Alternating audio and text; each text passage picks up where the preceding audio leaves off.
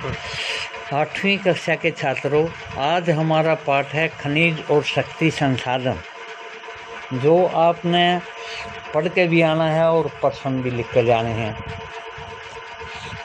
कीरी सुकांत से मिलने के लिए धनबाद के निकट उसके पैतृक स्थान पर जा रही थी। कीरी विशाल काले अक्षेत्र को देखकर हैरान हो गई। सुकांत, इस स्थान का काला और दूल्हा भरा क्यों है? उसने पूछा। यह कोयला खदान के निकट होने के कारण है, यानी यहाँ पर कोयला खान है, वो उसके कारण है। क्या आप वहाँ ट्रकों को देख रही हो? ये सभी खनिज कोयले को ले जा रहे हैं। सुकांत ने उत्तर दिया। खनिज क्या है? कीरी पूछती है। सुकांत कहता है, क्या आपने कभी नान बाई को बिस्कुट बनाते हुए देखा है? उसमें आटा, दूध, चीनी और कभी कभी अंडे को भी मिलाया जाता है। जब आप पके हुए बिस्कुट खाते हैं तो आप इनके अवयवों को पृथक रूप से देख सकते हैं। जिस प्रकार बिस्कुट में मिली हुई कई वस्तुओं को आप नहीं देख सकते, उसी प्रकार इस पृथ्वी पर चट्टानों में कई पदार्थ मिले हैं, ये खनिज कहलाते हैं।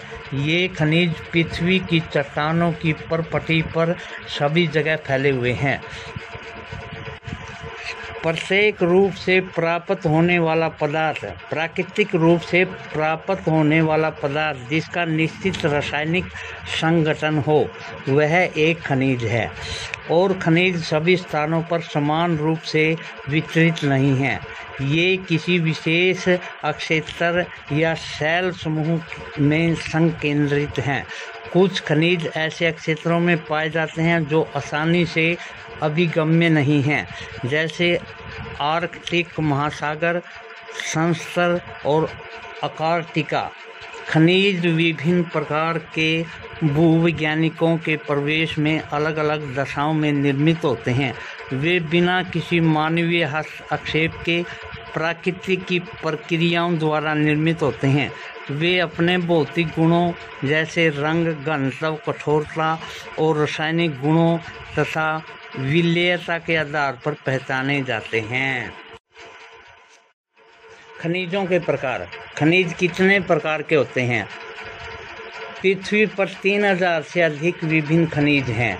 संरचना के आधार पर खनिजों की मुख्यतः धात्विक और अधात्विक खनिजों में वर्गीकृत किया गया है।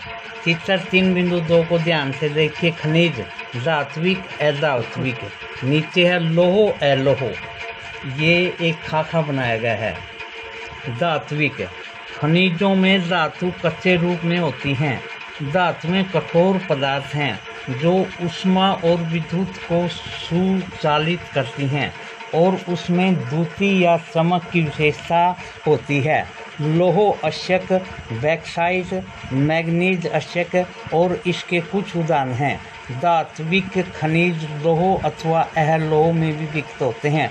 लौह खनिज जैसे लोहा अयस्क, मैग्नीज और क्रोमाइट में लोहा होता है। अलोह खनिज में लोहा नहीं होता, किंतु कुछ अन्य धातु यथा सोना, चांदी, तांबा या सीसा हो सकती हैं। अधात्विक खनिज पडमियम। अधात्विक धातुएं नहीं होती। चूना, पत्थर, अभ्रक और जिप्सम इन खनिजों के उदाहरण हैं। खनिज ईंधन जैसे कोयला और पेट्रोलियम भी अधात्विक खनिज हैं। खनिजों को खनन, प्रवेदन या आखनन द्वारा निकासित किया जा सकता है। चित्र 3.3 को ध्यान से देखो। खनिजों के निष्कर्षण, खनन, प्रवेदन, आखनन, विषवृत कूप की खनन।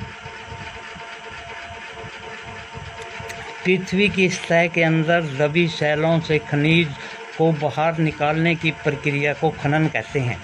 जिसमें खनिज पदार्थ पृथ्वी की सतह से बाहर निकाले जाएं, उस क्रिया को खनन कहते हैं। खनिज जो कम गहराई में स्थित है, खनिज जो कम गहराई में स्थित है, वे पृष्ठीय सतह को हटाकर निकाले जाते हैं। इसे विवृत खनन कहते हैं। गहन वेदन, जिसे कृषक कूपक कहते हैं। अधिक गहराई में स्थित खनिज निक्षेपों तक पहुंचने के लिए बनाए जाते हैं।